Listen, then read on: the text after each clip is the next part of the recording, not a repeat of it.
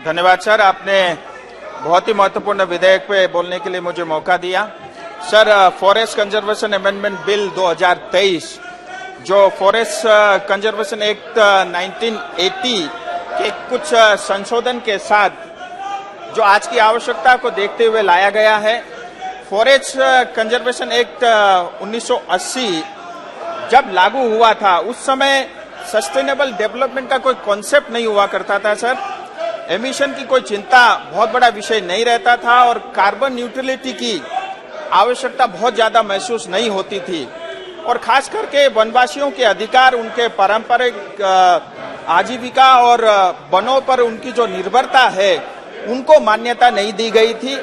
आज इन सभी विषयों की आवश्यकता बढ़ी है और एनवायरमेंटल इंटीग्रिटी को सोशल रिस्पॉन्सिबिलिटी के साथ संयुक्त करने की आवश्यकता को ध्यान में रखते हुए ये बिल लाया गया है और मैं आदरणीय प्रधानमंत्री जी और मंत्री जी का विशेष आभार व्यक्त करना चाहूंगा। ये बहुत ही प्रोग्रेसिव बिल है और जहां पहले सिर्फ संरक्षण की बात होती थी, आज जो है संवर्धन की बात भी हो रही है।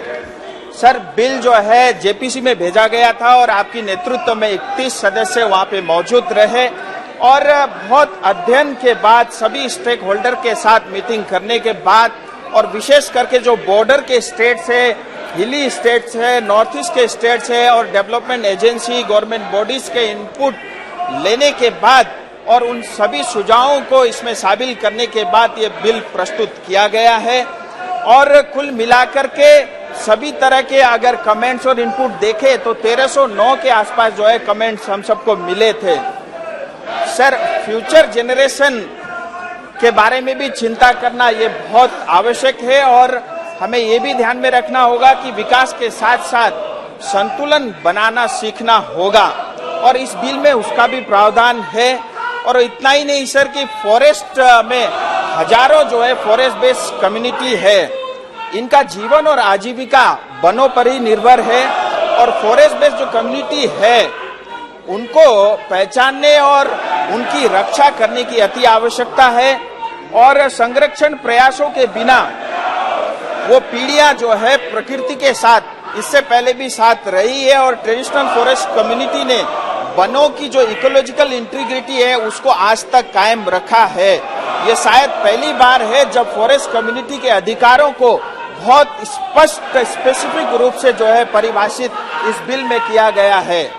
इतना ही नहीं सर, जब ग्लोबल वार्मिंग की बात चल रही है उसके साथ करेंट एनवायरमेंटल रियलिटीज को देखते हुए एमिशन को कम करना जरूरत है और एमिशन से जो उत्पन्न खतरे हैं उसको कम करना अति आवश्यक है। केंद्र सरकार ने 2070 तक नेट जीरो एमिशन का राष्ट्रीय लक्ष्य की कल्पना की है और उसके लिए जंगलों की कार्बन सिंक कैपेबिलिटी को बढ़ाना होगा और नेट जीरो एमिशन के इस लक्ष्य को पूरा करने के लिए हमें 2030 तक अतिरिक्त 2.53 billion ton of carbon dioxide के बराबर जो है कार्बन सिंक विकसित करने की आवश्यकता पड़ेगी।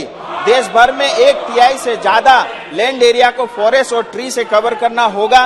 कार्बन सिंक का विकास ट्रेडिशनल फॉरेस्ट तक ही सीमित नहीं रहे, इसके लिए जो है प्राइवेट पार्टी को भी कार्बन सिंक के रूप में कार्य करने की अपनी भूमि पर वो वन उगा सके, इसके लिए भी प्रोत्साहित किया गया है और गैर वन भूमि को वृक्षारोपण से भर दिया जाए, इसके लिए भी इस बिल में प्रावधान किया गया है।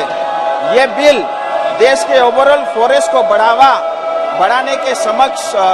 बढ़ाने के लिए सक्षम है और इतना ही नहीं, ये बिल ये भी सुनिश्चित करती है कि लोगों की भागीदारी महत्वपूर्ण होगी कि एनवायरमेंट और जो है नेट जीरो टारगेट को पूरा करने में हमें सफलता मिले। सर, इतना ही नहीं, ये बिल बहुत सारे प्रावधान के साथ साथ एक प्रावधान ये भी सुनिश्चित करता है कि फॉरेस्ट लैंड का कोई दुरुपयोग ना कर सके। मैं एक उदाहरण के तौर पे कहना चाहूंगा, मैं पश्चिम बंगाल से आता हूं।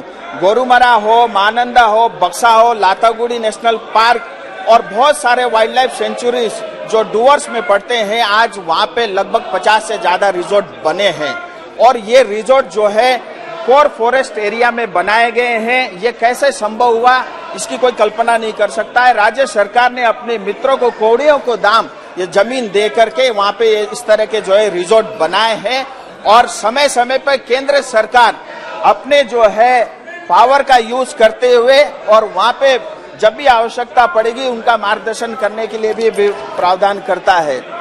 सर, बिल राष्ट्रीय महत्वपूर्ण की जो परियोजना है, खास करके विशेष करके एलओसी हो, बॉर्डर एरिया के विकास कार्य में तेजी लाने के लिए हमें मदद करेगी। डिफेंस समाप्त कीजिए या रेल लाइन हो या पब्लिक रोड हो, नेशनल सिक्योरिटी के कार्य करने में भी हमें ये बिल मदद देगी। सर, मैं यही समाप्त करता हूं इस बिल को और मैं सभी से निवेदन करता हूं कि सहमति के साथ ये बिल पारित हो। सर, मैं बस 1 मिनट और लूंगा। मुझे बड़ा दुख और खेद के साथ ये विषय आपके सामने रखना पड़ता है। सर, मणिपुर मेरी जन्मभूमि है और आज मणिपुर जल रहा है और मणिपुर की जनता इस सदन से अपेक्षा करती है कि कोई ठोस चर्चा हो और उनको समाधान मिले। और जिस तरह की बयानबाजी हो रही है, इससे मणिपुर की जनता के ऊपर में और चोट पहुंच रही है। आज 60,000 से ज्यादा लोग विस्थापित है और अलग अलग शिविरों में रह रहे हैं। देखिए, कृपया नारे मत लगाइए, घर जले हैं, नारे मत लगाइए, नारों में संसदीय भाईचारा का प्रयोग करिए, सिर्फ और सिर्फ राजनीति पालन कीजिए। दुर्भाग्य है। देखिए, जो